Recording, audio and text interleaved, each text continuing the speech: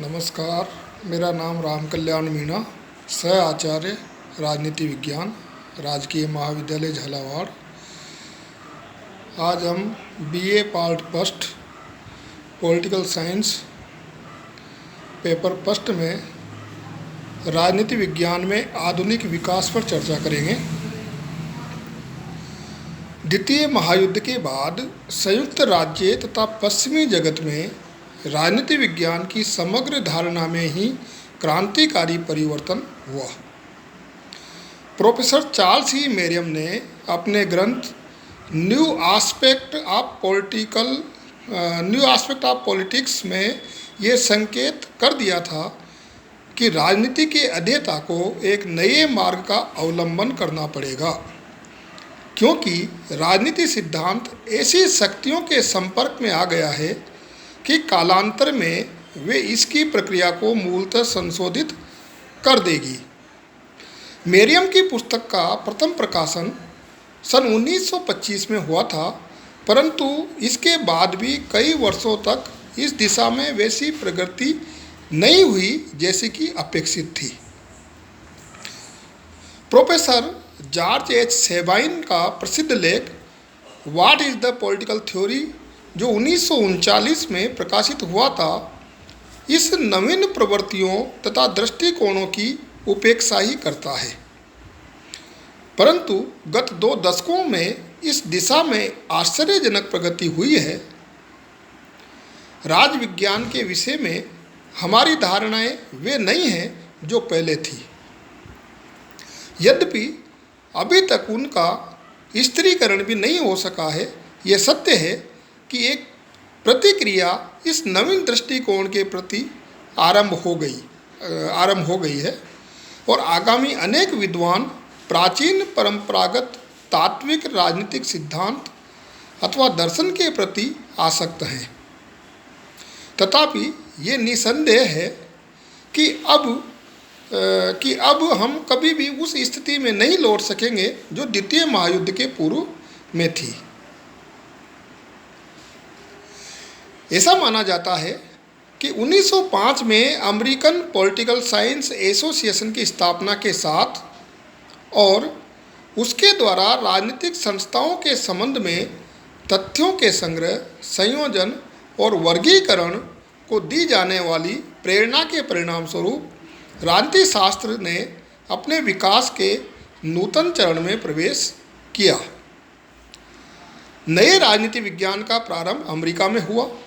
इस विचार से हम इतने प्रभावित दिखाई देते हैं कि हम भूल जाते हैं कि बहुत से नए विचारों का आरंभ वास्तव में इंग्लैंड में हुआ। लावेल ने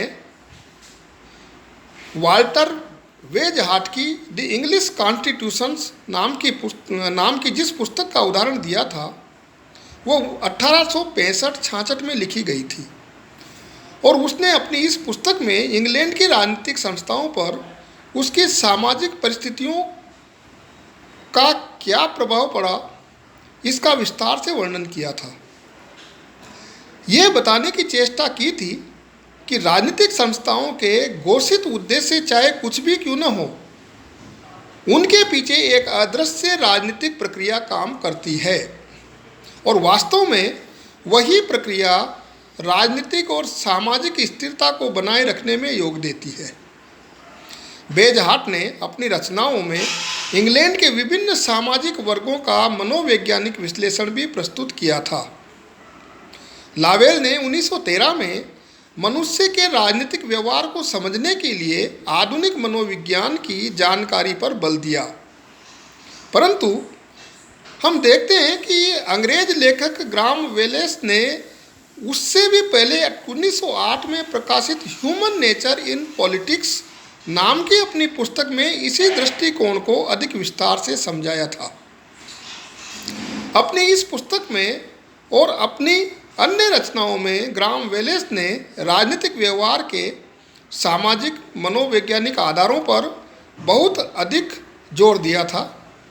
ग्राम ने राजनीति में अविवेक की भूमिका भी विस्तार से व्याख्या की थी और राजनीति शास्त्रियों में साधारण रूप में पाई जाने वाली उस प्रवृत्ति के संबंध में खेद प्रकट किया था, जिसके कारण उन्होंने मनुष्य की प्रवृत्ति के बहुत से स्वरूपों और राजनीतिक अभिवृत्तियों पर पड़ने वाले उनके प्रभावों को उपेक्षा की दृष्टि से देखा था। एक दूसरा लेखक जिसने अपनी प्रारंभिक रचनाओं को इंग्लैंड में प्रकाशित किया, जॉर्ज कैटलिन है।